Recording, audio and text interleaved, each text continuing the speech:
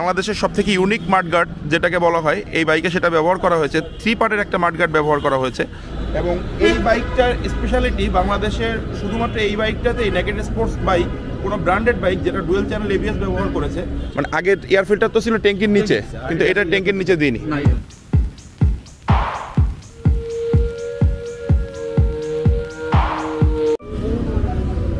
আসসালামু আলাইকুম, welcome to my another video.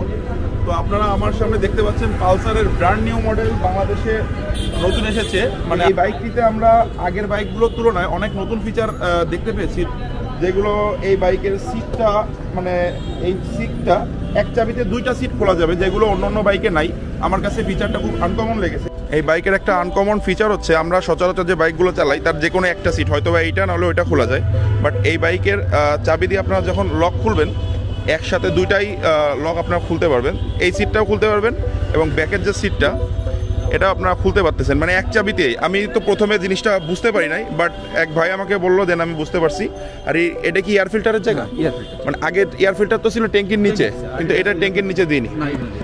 আচ্ছা, এই বাইকে এটা হ্যাসেল ফ্রি আর কি পাওয়া যাচ্ছে, কারণ আগে আমাদের পালসারের কোনো কাজ করতে গেলে ট্যাঙ্কি খোলা লাগতো, ওয়ারিংয়ের সব কিছু ট্যাঙ্কির নিচে ছিল, বাট এখন নাই। এবং পালসারের অন্যান্য গাড়ির তুলনায় এর চাকাটাও মোটা আছে, 130 টায়ার ব্যবহার করেছে তারা। পিছনের চাকাটা আপনারা দেখতে পাচ্ছেন 130, 70, 17 সাইজের একটি টায়ার এবং রিম ব্যবহার করেছে, এবং সামনে ব্যবহার করা হয়েছে 100/80/17 সাইজের একটি রিম এবং টায়ার। এই বাইকটার স্পেশালিটি বাংলাদেশের শুধুমাত্র এই বাইকটাতেই নেকেড স্পোর্টস বাইক, কোনো ব্র্যান্ডেড বাইক যেটা ডুয়েল চ্যানেল এবিএস ব্যবহার করেছে। আমার জানা মতে অন্য কোনো ব্র্যান্ডের বাইকে নাই। আর এই বাইকটাতে তারা এইখানে ইঞ্জিন কাট অফ সুইচ ব্যবহার করেছে, যেটা পালসার বরাবরই করে থাকে। আর এই বাইকটার আরও একটা ইউনিক ফিচার হলো এই বাইকের সামনের যে মাডগার্ডটা, এটা 3 পার্টে বিভক্ত করা।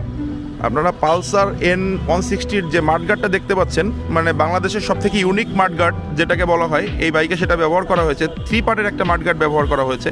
আপনারা দেখতে পাচ্ছেন এই বাইকের যে মাডগার্ডটা এটা তুলনামূলক ছোট, বাট এর যে সামনের পার্টটা, এই যে সামনের পার্ট, এটা সামনের পোর্শন। আমরা রাস্তাঘাটে, বাংলাদেশের রাস্তাঘাটে চলার সময় রিক্সা গাড়িতে মানে টাকটুক খেয়ে এইটুক ভেঙে যায়, তো শুধু এইটুকু চেঞ্জ করা যাবে, তখন পুরোটা চেঞ্জ করা লাগতেছে না। দ্যাটস ওয়াই আমাদের কস্টটা কমে যাচ্ছে, মানে মাডগার্ড চেঞ্জিংয়ের যে কস্টটা কমে যাচ্ছে, কেনা লাগবে না। এটা একটা খুব ভালো ফিচার। এবং এর যে মিটারটা, এই মিটারটা তারা নতুনভাবে রিফাইন্ড করে মিটারটা তৈরি করেছে। মিটারটা খুবই সুন্দর। মিটারটা সেমি ডিজিটাল মিটার আর কি। মিটারে আছে গিয়ার ফাংশন আছে, টাইম আছে, এই সাইডে এবিএস আছে, হাই বিম লো বিমেরটা আছে, আপার ডিপার আছে, সিগন্যাল লাইট আছে। আর এর হেডলাইটটা কিছুটা এমটি গাড়ির মতো করেছে, বাট এমটি গাড়ির মতো না, এটা এর নিজস্ব লুক।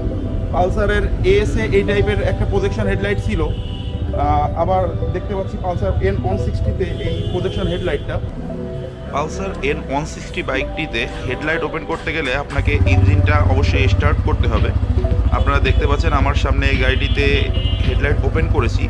খুবই একটি অ্যানিমালিস্টিক লাগতেছে হেডলাইটটাকে, এবং এর আপার ডিপারটা খুব সুন্দর। মানে আমার কাছে সামনের লুকটা খুবই ভালো লাগতেছে। আর এর যে সিটটা অনেক সফট একটা সিট, যেটা আমার কাছে খুব ভালো লেগেছে পার্সোনালি। এই বাইকের সিটটা স্প্লিট সিট, এবং এই বাইকের সিটটা এতটাই সফট, আপনি হাইওয়েতে কিংবা লংয়ে যাওয়ার সময় আপনি এবং প্লিয়ন দুইজনই খুব সুন্দরভাবে বসতে পারবেন। এই বাইকটার সামনে থেকে শুরু করে আপনারা পেছন পর্যন্ত যদি লক্ষ্য করেন, তাহলে এই বাইকটা এতটা স্পোর্টি এবং এতটা এগ্রেসিভ, আপনার মন কাটতে অবশ্যই এই বাইকটি সক্ষম আমি মনে করি। এই বাইকের যে ট্যাঙ্ক শেপটা খুবই মাস্কুলার একটা ট্যাঙ্ক শেপ, তার সাথে একদম ট্যাঙ্কের সামনে তারা দিয়েছে একটা ইউএসবি পোর্ট, যেটা আপনার রাইডিংয়ের সময় মোবাইল চার্জিং কিংবা অন্য ক্ষেত্রে সহযোগিতা করবে।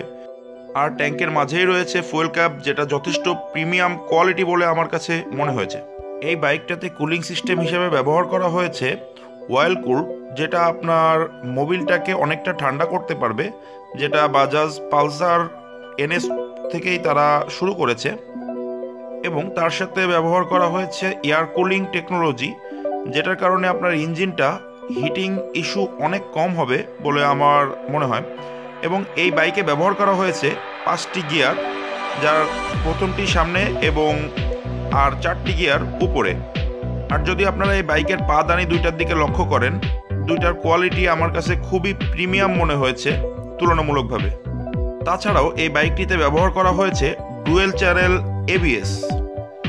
আপনারা যদি লক্ষ্য করেন, এটা হলো এই বাইকের পিছনের চাকার যে এবিএস সেন্সরটা তাদের বরাবরের বাইকগুলোর মতোই, এবং মাঝখানে ব্যবহার করা হয়েছে মনোশক সাসপেনশন। এখন আপনারা আমার সামনে দেখতে পাচ্ছেন এর যে টায়ারের গ্রিপিংগুলো আমার কাছে খুবই ভালো লেগেছে, এবং তার সাথে আপনারা দেখতে পাচ্ছেন সামনের ডিস্ক প্লাস এবিএস, যে ডিস্কটা ব্যবহার করা হয়েছে এটা 300 mm এর একটি ডিস্ক ব্রেক ব্যবহার করেছে সামনে তারা। এই যে পিছনের পোর্শনটা আপনারা দেখতে পাচ্ছেন, এটা কিন্তু অনেক মজবুত একটা পোর্শন, এবং এটা অ্যালুমিনিয়ামের ব্যবহার করা হয়েছে বাট ব্ল্যাক কালার। আপনারা যদি বাইকের ব্যাকলাইটটি লক্ষ্য করেন, ব্যাকলাইটটি তারা ব্যবহার করেছে এলইডি, এবং খুবই সুন্দর একটি লুক দিয়েছে তারা, বরাবরের পালসারের লুকই দিয়েছে। এবং এই বাইকের সামনের হেডলাইট এবং ডিআরএল দুইটাই এলইডি ব্যবহার করা হয়েছে, এবং এর হেডলাইটটা ব্যবহার করা হয়েছে একটি প্রজেকশন হেডলাইট, এবং এর যে ইন্ডিকেটর লাইটগুলো এগুলো বাল্ব ব্যবহার করা হয়েছে। এই বাইকের যে হ্যান্ডেলবারটা আপনারা দেখতে পাচ্ছেন, বাইকের হ্যান্ডেলবারটা পাইপ হ্যান্ডেলবার দিয়েছে, এবং খুব আনকমন একটা হ্যান্ডেলবার দিয়েছে, যার কারণে বাইকের রাইডিং পজিশনটা অনেক সুন্দর পাওয়া যাবে। মেন বিষয়টা হলো সাইড স্ট্যান্ড ফেলে দেওয়ার পর ফার্স্ট গিয়ারে থাকে গাড়িটাকে অফ করে মানে গিয়ার। এখন আমি আপনাদেরকে এই বাইকের যে ইঞ্জিন সাউন্ডটা সেটা শোনাচ্ছি। দেখেন, বাইকের ইঞ্জিনের যে পালসার এনএসের মতোই আর কি আন্ডারভেলি দিয়েছে। দেখেন, আমি গাড়ি স্টার্ট দিলাম, সেলফ স্টার্ট, এটা কিন্তু র ভয়েস আপনারা যেটা শুনতে পাচ্ছেন। এই যে সাইলেন্সার, এক্সস্ট, আন্ডারভেলি, এটা র ভয়েস। আমি যদি ড্রাইভিং করি,